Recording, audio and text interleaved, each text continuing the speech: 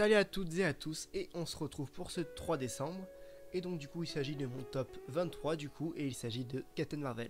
Et oui, c'était le film Captain Marvel qui est à découvrir hier. Donc du coup c'est parti, enfin prenez votre tenue de la Star Force, parce que c'est parti. Le synopsis du film est le suivant. Captain Marvel raconte l'histoire de Carol Danvers qui va devenir l'une des super-héroïnes les plus puissantes de l'univers lorsque la Terre se révèle l'enjeu d'une guerre galactique entre deux races extraterrestres. Les femmes aux commandes. Nicole Perlman et Meg LeFauve ont écrit une première version du scénario de Captain Marvel avant que celui-ci ne soit réécrit par Geneva Robertson Dworet.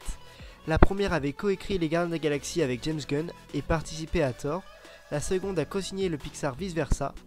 Marvel a décidé de faire travailler ses scénaristes ensemble avant même de choisir un réalisateur.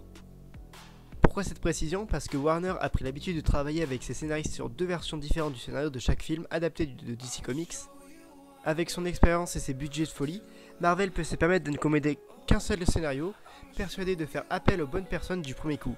La stratégie Warner étant plutôt d'élargir le champ de ses possibles et de prendre tout simplement le meilleur script disponible. Ben Mendelsohn, grand méchant. Ben Mendelsohn a commencé à avoir l'habitude de jouer les grands méchants dans les blockbusters. Il était en effet l'antagoniste principal de Ready Player One, Robin des Bois et Rogue One, avant de devenir le méchant Skrull Talos. Pour le camper en version alien, l'artiste garde son accent australien. Il prend ensuite l'accent américain quand son personnage utilise sa forme humaine. Un duo de cinéastes.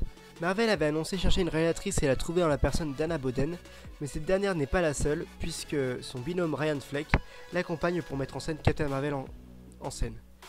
Révélé grâce à Alf Nelson, qui avait valu une nomination à l'Oscar du meilleur acteur à Ryan Gosling en 2007, le duo a depuis alterné entre télévision, The Big Sea, The Affair, et cinéma, Une drôle d'histoire et le plus récent Under Pressure, récent à l'époque du film, enfin de la sortie du film en tout cas. Avec une prédisposition pour les histoires de rédemption sur grand écran. Tomb Raider versus Captain Marvel. Leurs interprètes respectives Alicia Vikander et Brie Larson ont toutes deux remporté un Oscar en 2016 pour The Danish Girl et Room.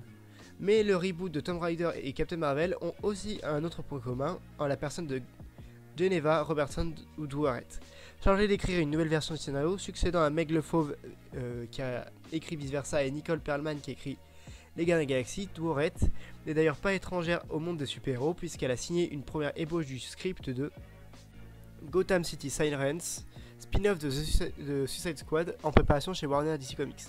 Je suppose que depuis le projet n'est plus en préparation, vu que ça date de 2019, et qu'on n'a pas eu de nouvelles depuis bientôt 5 ans.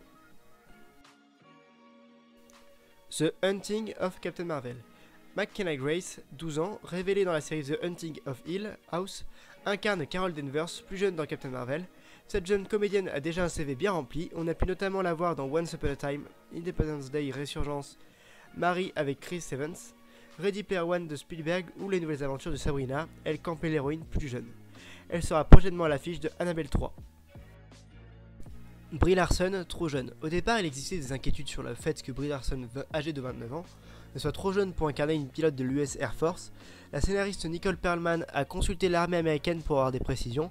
Cette dernière a assuré qu'il était tout à fait possible de voir un ou une pilote accomplie entre 28 et 34 ans. Retrouvailles dans la galaxie. Jimon Hounsou et Lee Peace reprennent leurs rôles respectifs de Korat et Ronan l'Accusateur, qui était le méchant du long métrage de James Gunn, Les Gardiens de la Galaxie, où il était déjà question d'écrit. Coulson de retour.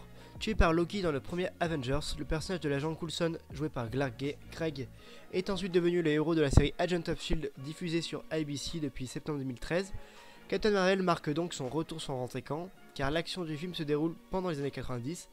Il ne sera donc pas nécessaire d'expliquer sa résurrection qu'ignore visiblement les autres héros du Marvel Cinematic Universe. Et il travaillera main dans la main avec Nick Fury, joué par Samuel L. Jackson, qui aura encore ses deux yeux. Bryce Dallas Howard, Captain Marvel. C'est ce que l'on appelle vouloir un rôle. Durant la promotion de Jurassic World, l'actrice Bryce Dallas Howard a littéralement supplié le studio Marvel de l'embaucher pour incarner le personnage de la super-héroïne. Captain Marvel. Oh mon dieu, vous allez écrire ça? Vous allez écrire ça, s'il vous plaît? A-t-elle demandé pleine d'excitation à son interlocuteur du site Cinema Blend, qui déclarait l'imaginer parfaitement dans le costume de Captain Marvel. Oui, lançant une campagne maintenant, ce serait fabuleux, ces films sont tellement fantastiques avec ces personnages si bien écrits.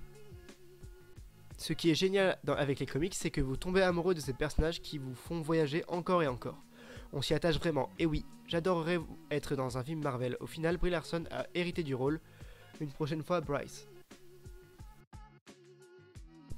Stan Lee la partie. Le mythique Stan Lee a bien fait un caméo dans Captain Marvel. Il a pu tourner un petit rôle avant sa mort survenue en novembre 2018. Voilà, c'était son dernier caméo, je crois. Ah non, bah oui, mais non, parce qu'il est dans Avengers Endgame. Voilà. Bon, ben voilà, c'était une petite vidéo sur 10 anecdotes de mon 23e film Marvel préféré. Je dis bien film parce que les séries, il y en a qui sont quand même bien devant. Mais vu que j'ai pas réussi à trouver d'anecdotes sur les séries, je me suis dit, bah, je vais me concentrer uniquement sur les films et puis c'est pas grave. Parce qu'il y a quand même de très bonnes séries. Loki saison 2, sortie dernièrement. Foncez voir. D'ailleurs, je sais pas si j'ai fait de critique ou pas encore dessus. Mais si jamais vous voyez une critique popée de Loki, c'est normal, c'est parce que c'était un banger. Voilà, voilà.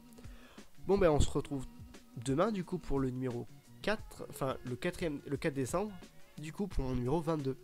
Et l'indice du jour c'est petit. Donc du coup, à bientôt pour une nouvelle pêche aux infos Disney. Bye bye.